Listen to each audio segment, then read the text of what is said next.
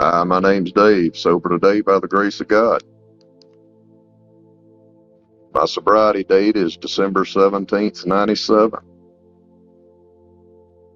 I had managed to put together a few years after several failed attempts of sobriety. Had about 6.5 years, thanks to Alcoholics Anonymous, and fell off the wagon when I started working in the Bahamas, making weekly trips down. My second trip down, I was in the bar with the rest of the crew and continued to drink for about 8 months until I ended up on the wrong side of the law again due to my drinking. My next trip to the Bahamas, I found a wonderful AA meeting there, the Dry Dock group, which was my home group for several years.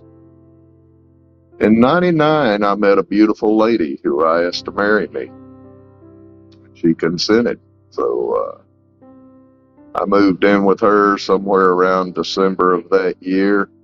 Just a few weeks later, her youngest son, who had just turned 19 3 days before, was killed by a drunk driver. This gave me some great feelings of guilt, because that could have been me driving that killed somebody's son so many times. My wife pretty much had a nervous breakdown due to it and didn't get out of bed for about 6 months. So I stayed home, quit my job. We lived off my savings and credit till she got back on her feet somewhat so I could start working days. I was fortunate to find a bridge construction job where I could run a tugboat moving barges during the day and be home at night with her. And that job lasted for about a year. My wife, as well as being beautiful, was a very strong woman. So she took that tragedy and turned it into something good. She founded an organization called Parents in Mourning, where she helped other parents who had lost children. Just an amazing woman. So she was my life for the next 20 years. I continued, went back to working offshore, where I was home about 2 weeks out of every 6. 4 of those weeks away at sea. And we had a pretty good life. We had a great life. We shared God. We shared our daily devotionals.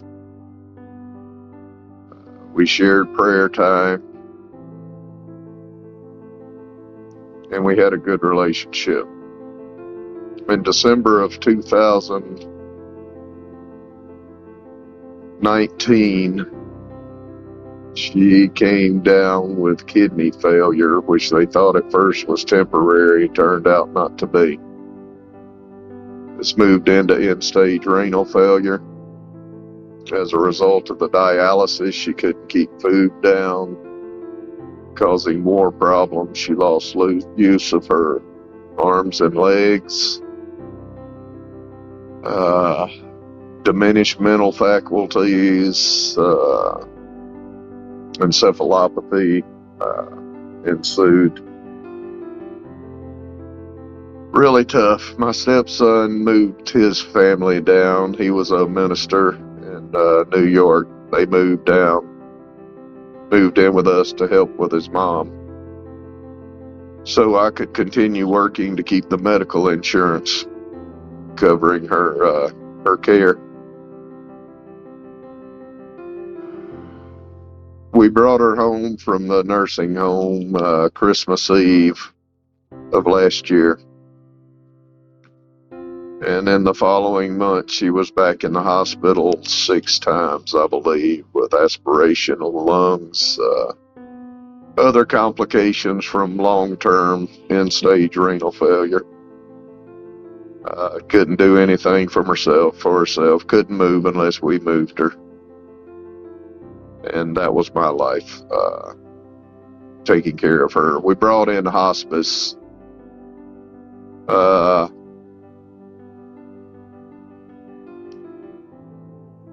brought in hospice there at the end, and the hospice nurse told me on Saturday, July the 2nd, I believe it was, that I needed to get out and do something for me. My stepson had told me about a fellow named Max Ingram who he had met on a missions trip that had something to do with the founding of this thing called Recovery Church. So they were doing a baptism down the road that day. Hospice said, get out today, because after today you won't be able to.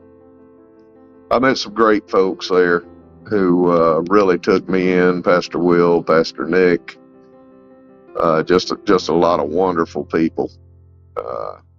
And Recovery Church saved my life. Thank you, Recovery Church. Love you all. Love what you do.